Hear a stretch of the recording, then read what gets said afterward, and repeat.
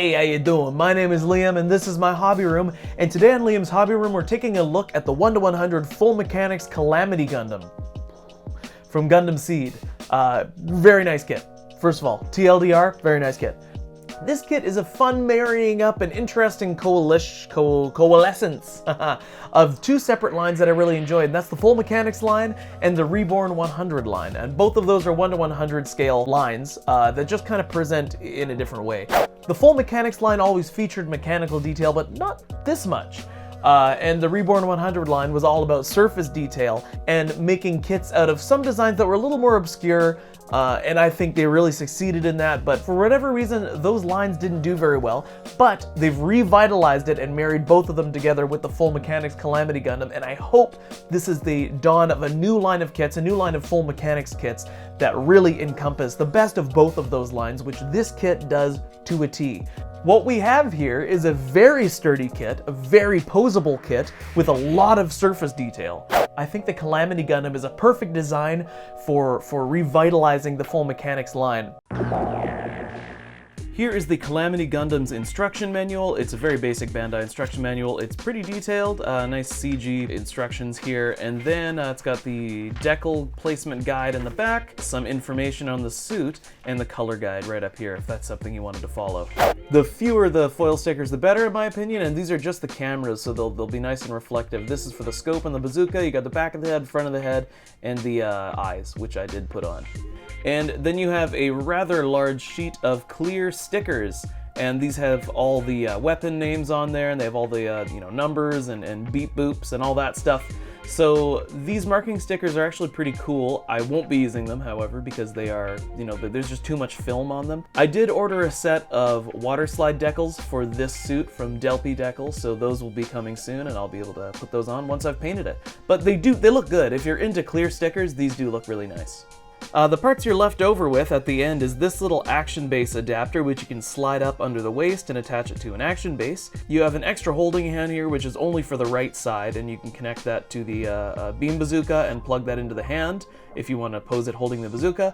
And then it does come with an extra chin piece here for the head, so I don't know, you can use that for something if you want, or cut it up and do whatever with it. So the Calamity Gundam's shield is pretty interesting. It's very heavy looking, but it's actually quite light. There's a lot of hollow space in here, which is really nice. And it's got these double beam cannons on the front here that lift up pretty far and all the way down. They are molded together just like the front side skirts of most high grades, but you can snip that little connection if you like and have them move independently. I just haven't done that because I just don't really care. There's also this little handle here which moves on a track, which is actually pretty solid. That's pretty great. And it has one point of articulation here. And then there is the attachment for the back of the arm, which makes a really solid connection. Here is the Toads Block Beam Bazooka, which is, I don't think it actually translates to anything real in German. I think it's just two German words they put together, and they're like, yeah, that sounds nice and exotic.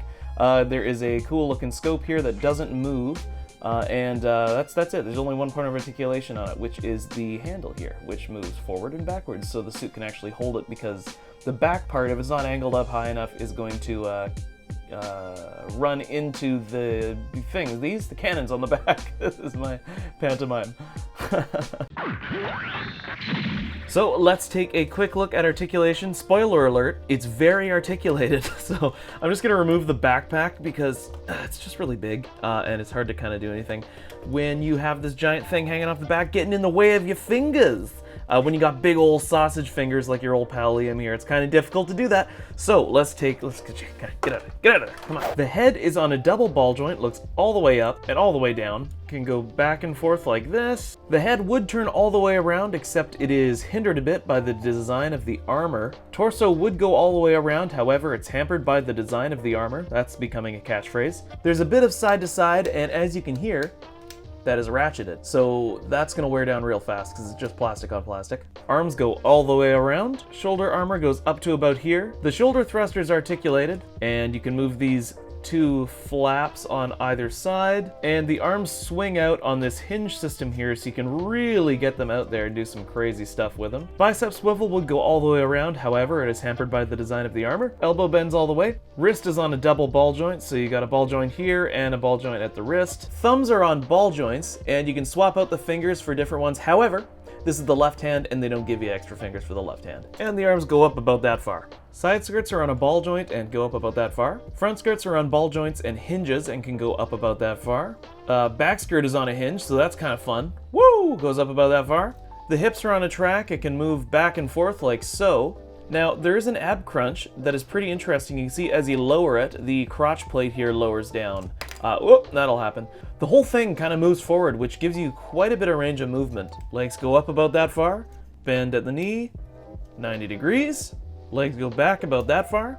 Ankle guard moves up and down, and ankles are on a double ball joint, and there's a toe bend. And the legs move out about that far. As far as the backpack goes, you can move the back thrusters up and down like so, and the massive schlag cannons can go up and down like this. So obviously the suit would get in the way, but they would go all the way around, which is kind of interesting. And there's a bit of side to side on them as well.